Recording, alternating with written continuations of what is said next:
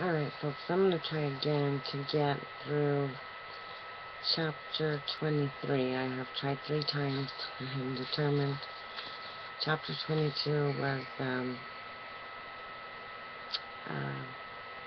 Atticus was found guilty, and they go home, they discuss it. The neighborhood is taking it, better than expected. At least some of them are, and, are actually on Atticus's side.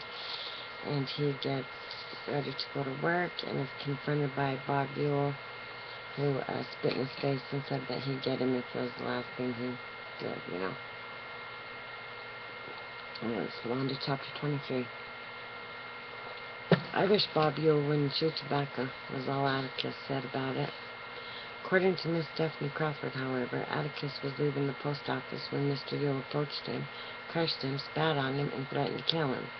Miss Stephanie, who by the time she had told it twice, was there and had seen it all. Passing by from the jitney jungle, she was. Miss Stephanie said Atticus didn't bat an eye, just took out his handkerchief and wiped his face and stood there and let Mr. Yule call him names wild horses could not bring her to repeat. Mr. Yule was a veteran. I should bend over and lean over a minute.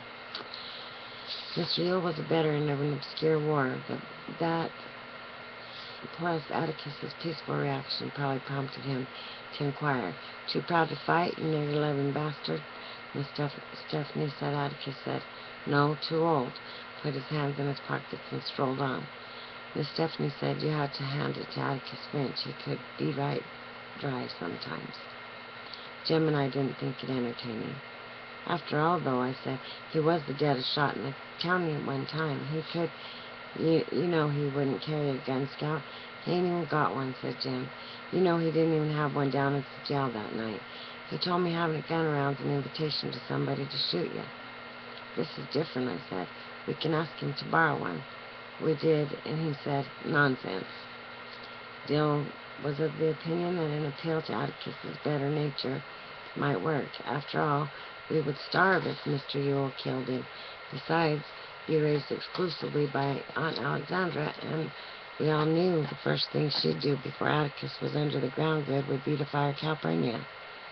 Jim said it might work if I cried and flung a bit, being young and a girl. That didn't work either. But when he noticed us dragging around the neighborhood, not eating, taking little interest in our normal pursuits, Atticus discovered how deeply frightened we were. He tempted Jim with the new football magazine one night. When he saw Jim flip the pages and toss it aside, he said, what's bothering you, son? Jim came to the point. Mr. Yule, what has happened? Well, nothing's happened. We're scared for you, and we think you ought to try to do something about it. Atticus smiled wryly. Do what? Put him under a peace bond? When a man says he's going to get you, looks like he means it. He meant it when he said it, said Atticus. Jim, see if you can stand in Bob Buell's shoes a minute. I destroyed his last shred of credibility at that trial. If he had any to begin with. The man had to have had some kind of comeback. His kind always does. So spitting in my face and threatening me, save Mail or you one extra beating, that's something I'll gladly take. He had to take it out on somebody, and I'd rather it be me than that house full of children out there. You understand? Jim nodded. He did. Aunt Alexandra entered the room as Atticus was saying, we don't have anything to fear from Bob Buell. He got it all out of his system that morning. I wouldn't be so sure of that, Atticus, she said. His kind do anything to pay off a grudge. You know how those people are. What on earth could you all do to me, sister? Something furtive, Aunt Alexandra said. You may count on that. Nobody has much chance to be furtive and make 'em, Atticus answered. After that, we were not afraid. Summer was melting away, and we made the most of it. Atticus assured us that nothing would happen to Tom Robinson till the higher court reviewed his case, and that Tom had a good chance of going free, or at least of having a new trial. He was at Enfield Prison Farm, 70 miles away in Chester County. I asked Atticus if Tom's wife and children were allowed to visit him, but Atticus said no. If he loses his appeal, I asked one evening, what'll happen to him?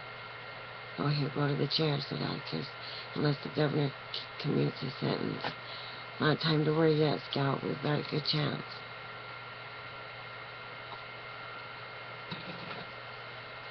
Jem was sprawled on the sofa, reading Popular Mechanics. He looked up. "It ain't right. He didn't kill anybody. Even if he was guilty, he didn't take anybody's life." "Well, you know rape's a capital offense in Alabama," said Atticus. "Yes, sir, but the jury didn't have to give him death.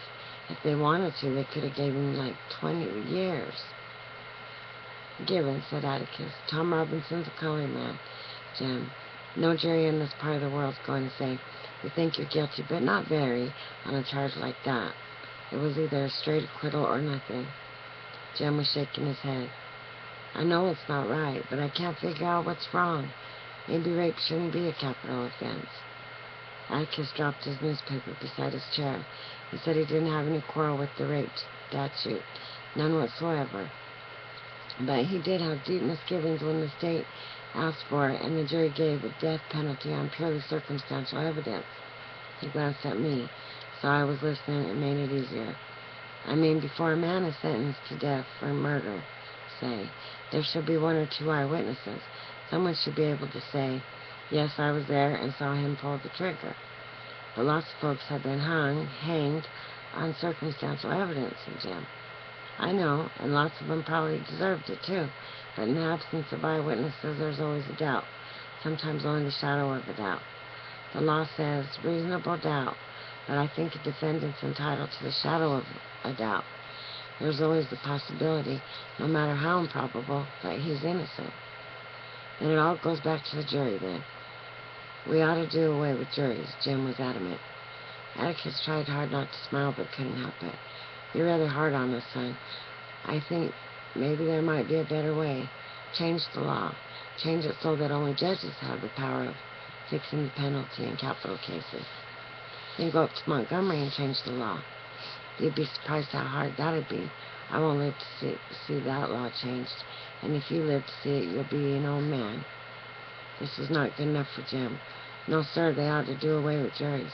He wasn't guilty in the first place, and they said he was." "If you had been on that jury, son, and 11 other boys like you, Tom would be a free man," said Atticus. "So far, nothing in your life has interfered with your reasoning process.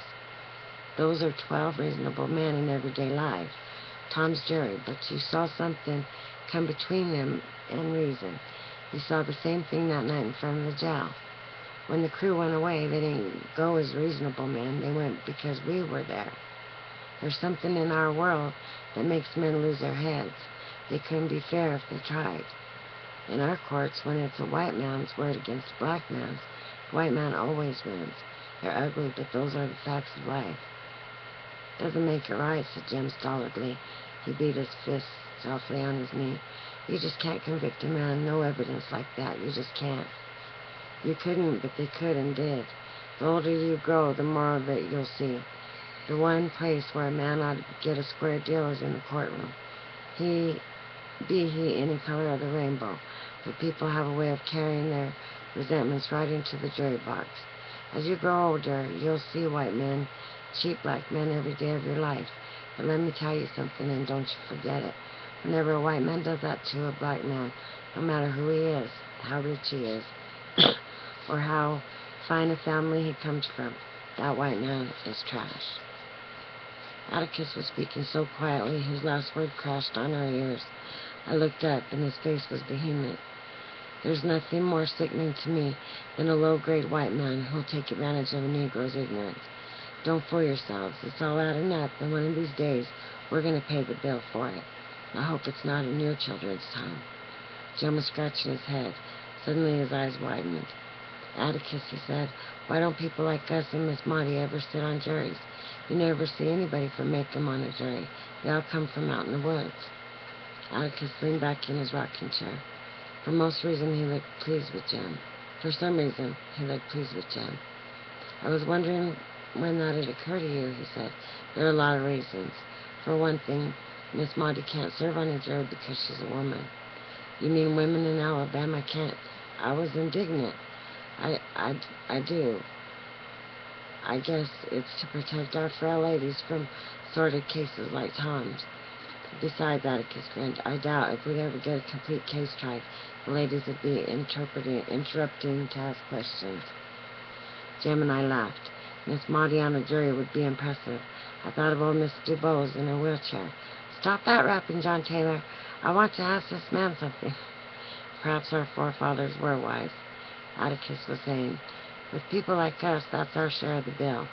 We generally get the juries we deserve. Our stout make-em citizens aren't interested in the first place. In the second place, they're afraid. And then they're afraid? Why? Asked Jim. Well, what if, say, Mr. Link Dees had to decide the amount of damages to award, say Miss Maudie, when Miss Rachel ran over her with a car. Link wouldn't like the thought of losing either lady's business at a store, now would he? So he tells Judge Taylor that he can't serve on the jury because he doesn't have anybody to keep store for him while he's gone. So Judge Taylor excuses him. Sometimes he excuses him wrathfully. What would make him think either one of them would stop trading with him, I asked. Jim said, Miss Rachel would, Miss Maudie wouldn't. But a jury's vote's secret, Atticus. Our father chuckled. You've many more miles to go, son. A jury's vote's supposed to be secret. Serving on a jury forces a man to make up his mind and declare himself about something. Men don't like to do that. Sometimes it's unpleasant. Tom's jury show made up his mind in a hurry, Jim muttered. Atticus' fingers went to his watch pocket. Sorry. No, it didn't, he said, more to himself than to us. That was the one thing that made me think, well, this may be the shadow of a beginning. That jury took a few hours, an inevitable verdict, maybe, but usually it takes them just a few minutes. This time, he broke off and looked at us. You might like to know that there was one fella who took considerable wearing down. In the beginning, he was raring for an outright acquittal. Who? Jim was astonished. Atticus' eyes twinkled. It's not for me to say, but I'll tell you this much. He's one of your old Sarum friends. One of the Cunninghams? Jim yelped. One of the... Well, I didn't recognize any of them. You're joking. He looked at Atticus from the corner of his eye. One of their connections, on a hunch. I didn't strike him, just on a hunch. Could have, but I didn't. Golly Moses, Jim said reverently. One minute they're trying to kill him, and the next they're trying to turn him loose. I'll never understand those folks as long as I live. Atticus said you just had to know him. He said the Cunninghams hadn't taken anything from or off of anybody since they migrated to the New World. He said the other thing about them was, once you earned their respect, they were there for you, tooth and nail. Atticus said he'd had a feeling, nothing more than a suspicion, that they left the jail that night with considerable respect for the Finches. Then, too, he said, it took a thunderbolt plus another Cunningham to make one of them change his mind. If we'd had two of that crowd, we'd have had a hung jury. Jim said slowly, you mean you actually put on the jury a man who wanted to kill you the night before?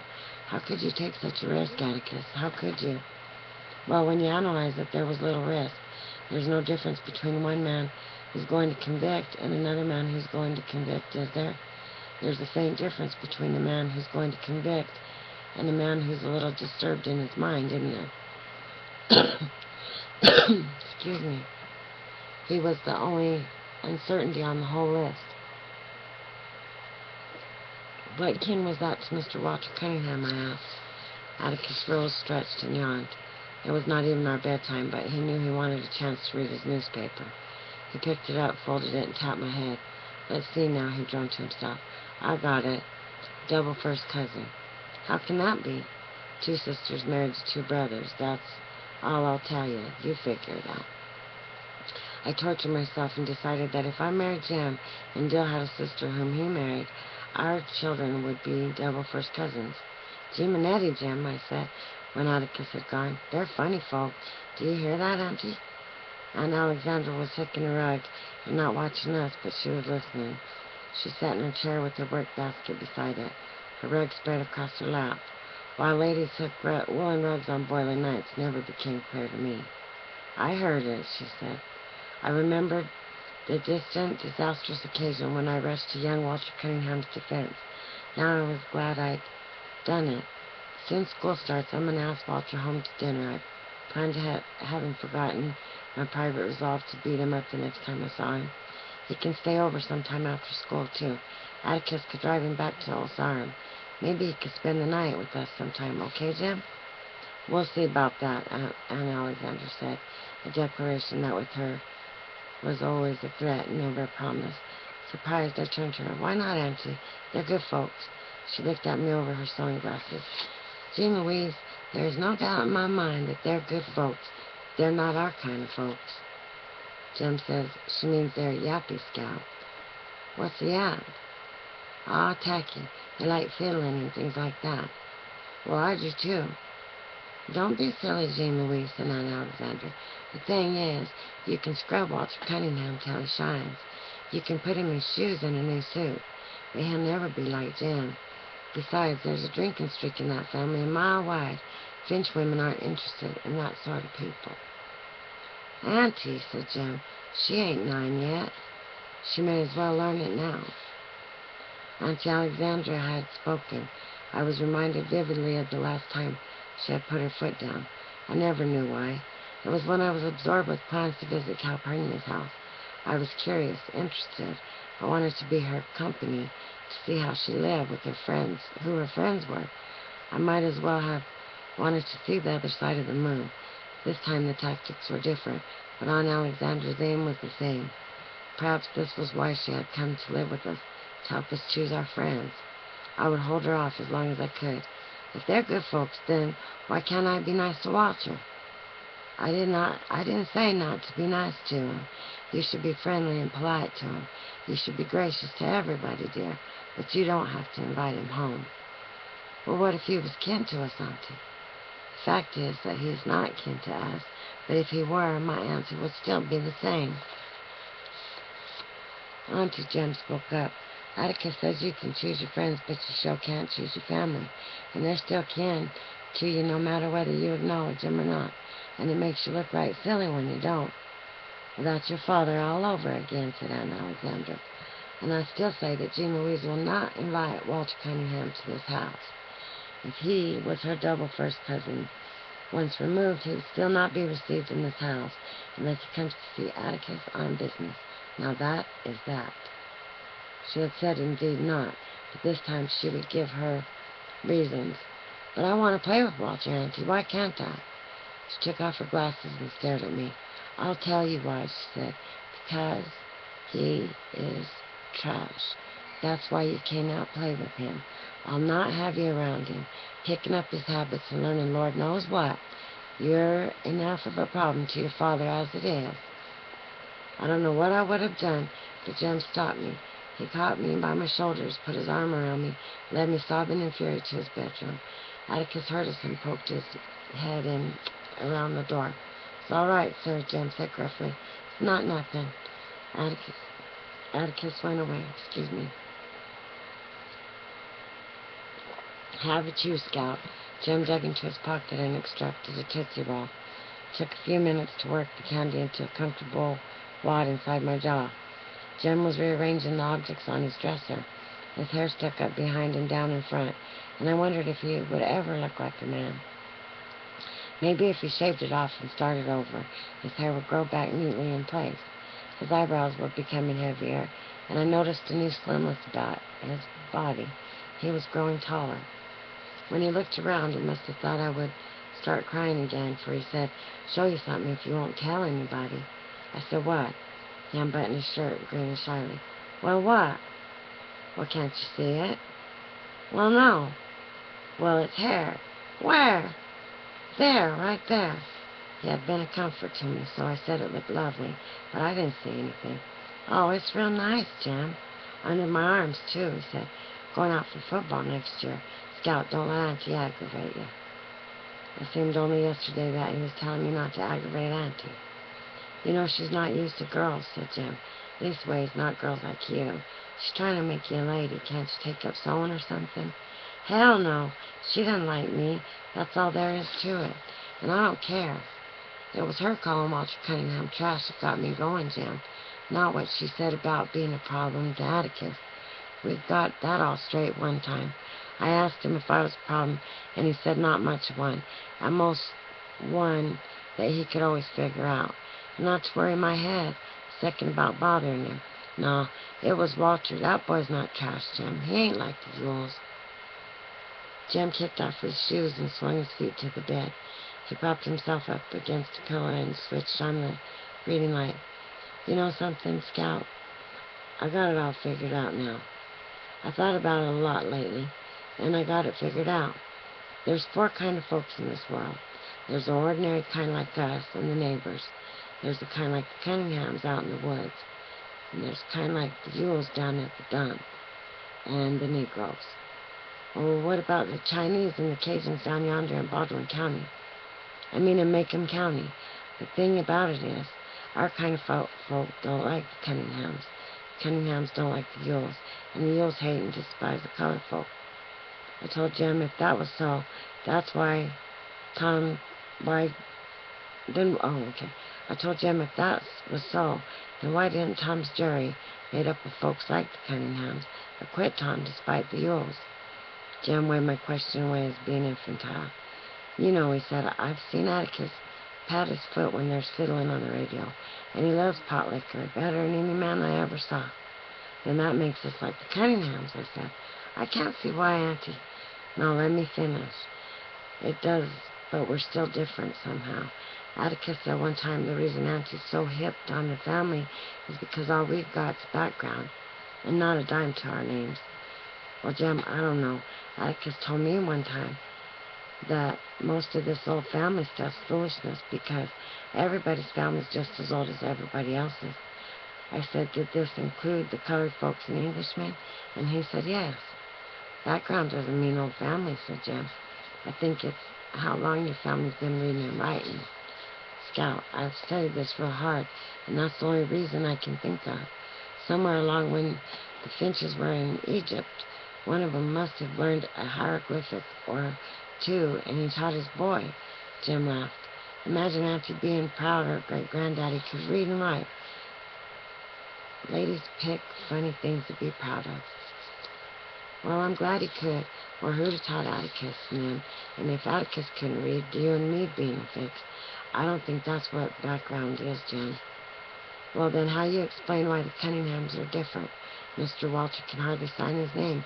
I've seen him. We've just been reading and writing longer than they have. No, everybody's got to learn. Nobody's born knowing. That Walter's as smart as he can be. He just gets held back sometimes because he has to stay out and help his daddy. Nothing's wrong with him. No, Jim, I think they're just one kind of folks. Jim turned around and punched his pillow. When he settled back, his face was cloudy. He was going into one of his declines, and I grew wary. His brows came together. His mouth became a line. He was silent for a while. That's what I thought, too, he said at last. When I was your age, if there's just one kind of folks, why can't they get along with each other? If they're all alike, why do they go out of their way to despise one another? Scout, I think I'm beginning to understand something. I think I'm beginning to understand why Boo Radley stayed shut up in his house all this time. It's because he wants to stay inside. Dinner going on.